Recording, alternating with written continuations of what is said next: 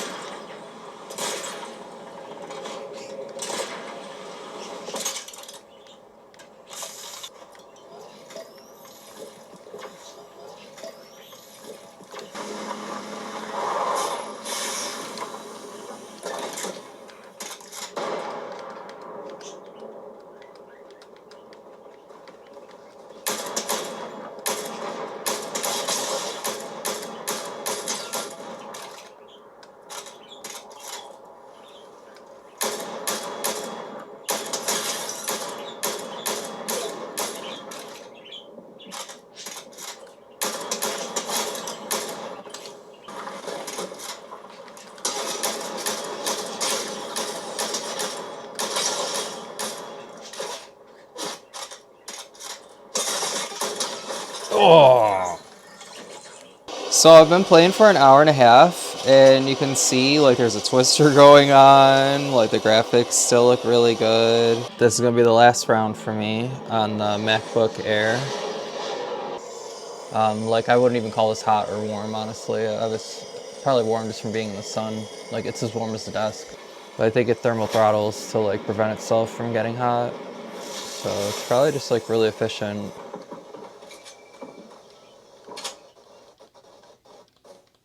Ooh, see, super laggy. This is no good. And like it does this when you're by people, it's like more intensive. So like it seems normal when you're far away from things, but once you actually need it to perform, it doesn't, honestly. So it's not really that great for gaming. But it was really fun. It was really cool. It's not warm, you know, and it looks cool. Let's bring out the big guns. Oof, that display.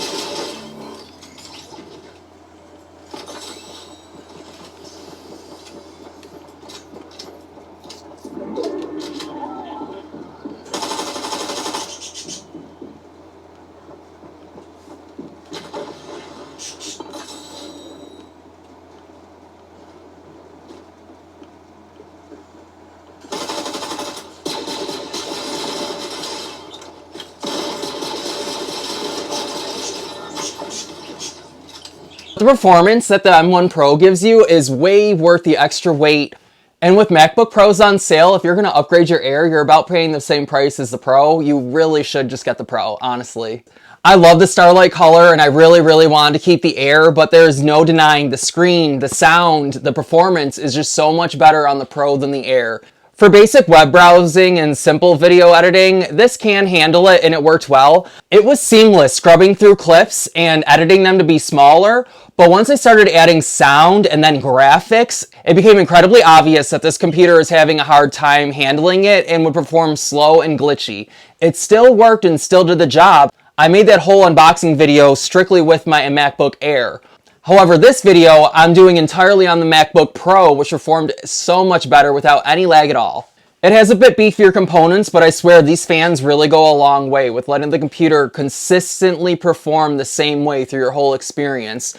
The MacBook Air is probably great for a while, but when it comes to hard tasks, it has no choice but to slow itself down to keep itself from heating up. So the Pro will just keep cranking and cranking whatever you throw at it, whereas the Air, it really can't keep up with that heavy-duty tasks. And Apple's not claiming that it can either. Just with the higher specs, I ordered it fully upgraded. I was really hoping that I would be able to just use the Air and not need a Pro model, but honestly, I was paying about the same, and I really like a better screen and sound quality. Once I heard it and saw the screen, it was sold. I could not go back to the Air. The visual difference is just too great. If you have a MacBook Air, I hope you're really happy with it, and I'm sure it's a great computer for you. The MacBook Pro is amazing and great, but there is one thing I would like, an OLED screen, just like your cell phone, that is not quite as good as my iPhone Pro Max. The M1 Pro is honestly the best value you can get of a laptop right now. For $1,750 on sale, brand new, not even refurbished, it is a steal. Obviously, you won't find that price at the Apple store. You're gonna have to type into Google and see where else. Sometimes it's on Amazon. I bought mine at Best Buy for this price. Incredible. And it came in one day. Literally, I ordered it and then it came the very next day. It's an incredibly powerful tool that'll definitely succeed with whatever you're trying to throw at it. I do look forward to seeing the upgrades of the new Pro models to see what Apple can come up with, because if they can improve the screen on this computer, in my opinion, it'll just be the perfect machine. Thank you so much for hanging out with me, guys. I really appreciate your time, and I hope this video helps you choose which laptop will be right for you. I'll see you in the next video, guys. Bye!